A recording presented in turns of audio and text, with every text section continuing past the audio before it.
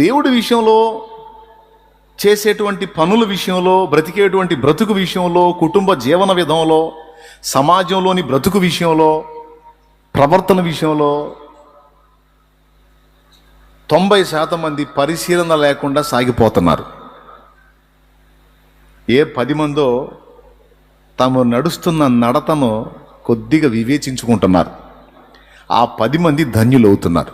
మళ్ళీ మిగిలిన 90 మంది అదే అజ్ఞానంగా అడుగులేస్తున్నారని చెప్పానే. 90 మంది మళ్ళీ లోకపరంగా చూస్తే తెలివి తక్కువళ్ళు కాదు, మంచి పనోళ్ళు. స్టడీలో, జాబులో, హోదాలో, అధికారాల్లో, పదవుల్లో ఎందులో రాజీ లేదు, ఒక రేంజ్లో ఉంటారు. మళ్ళీ తెలివితేటలు మిగిలిన దేవుడి విషయం ఒక్కటి మినహాయించి మిగిలిన అన్ని విషయాల్లో తెలివిగల వాళ్ళే. కానీ తమ జీవితాన్ని వాళ్ళు ముగించినప్పుడు వాళ్ళ జీవితాన్ని పరిశీలిస్తే చాలామంది జీవితాలు విషాదాంతాలుగా మారిపోయాయి.